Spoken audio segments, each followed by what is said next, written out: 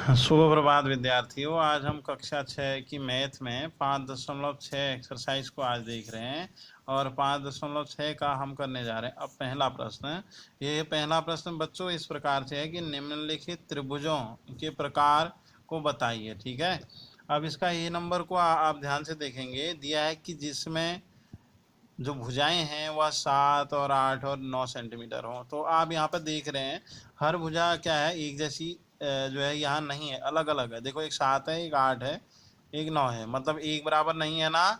तो एक बराबर ना होने की स्थिति में ये कौन सा त्रिभुज हुआ, ये विषम बाहु त्रिभुज हुआ। मतलब एक भी जो है भुजा वो आपका सम नहीं है, मतलब सब विषम भुजाएं हैं, तो इसलिए ये विषम बाहु त्रिभुज हो गया। ठीक है, अब इसी का बी नंबर देखते हैं। B number P Q R कोई एक त्रिभुज है बोला, उस पी क्यू आर में पी क्यू भी, क्यू आर भी और आर पी भी, ये तीनों एक समान है और तीनों की जो है माप वह 5 सेंटीमीटर है।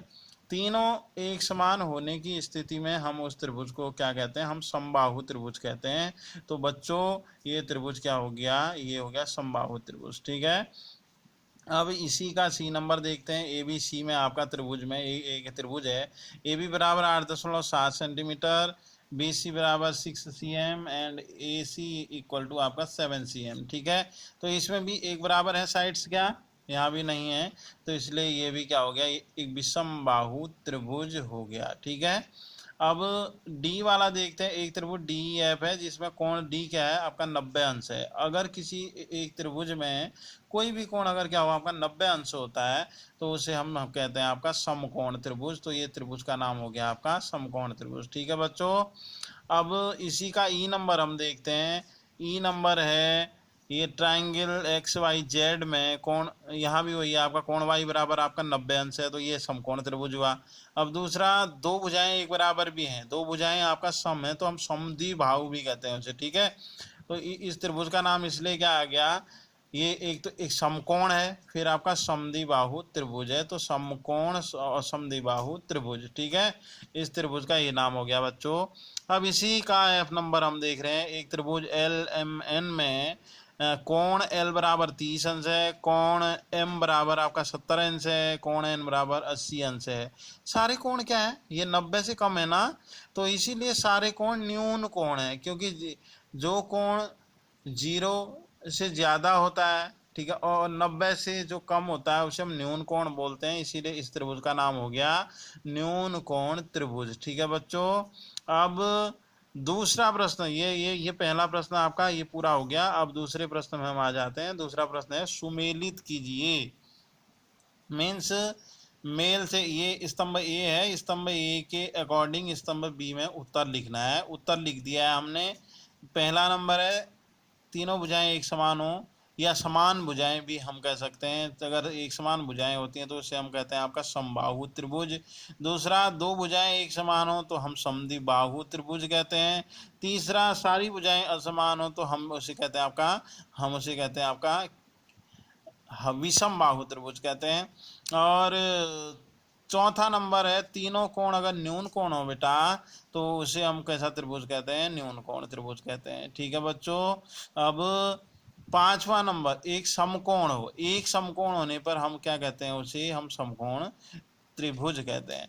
और अगर अधिक कोण होता है एक, तो उस त्रिभुज का ही नाम क्या हो जाता है, कोण के अकॉर्डिंग अधिक कोण त्रिभुज हो जाता है। ठीक है, अब लास्ट बात इसमें क्या आ रही, एक समकोण भी हो और दो भुजाएं एक बराबर भी हों, तो ऐसी स्थिति में वो बच्चों उसे हम समद्विबाहु, क्योंकि दो भुजाएं एक बराबर हैं और एक कोण वो है समकोण, और समकोण त्रिभुज कहते हैं। क्या, समद्विबाहु और आपका समकोण त्रिभुज।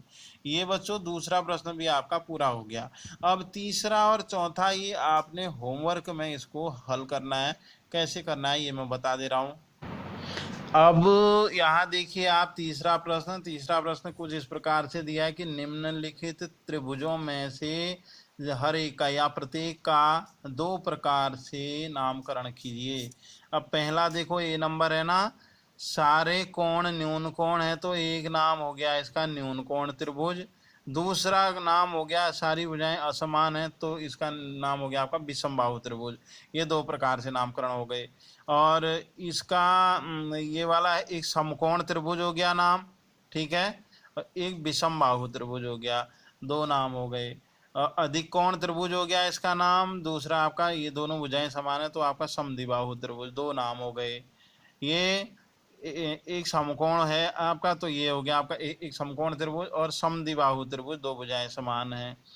और ये एक तो इसका नाम हो गया न्यून कोण त्रिभुज, क्योंकि सारे कोण न्यून कोण है 60 अंश है इसमें। और दूसरा नाम हो गया आपका समबाहु त्रिभुज। ठीक है बच्चों।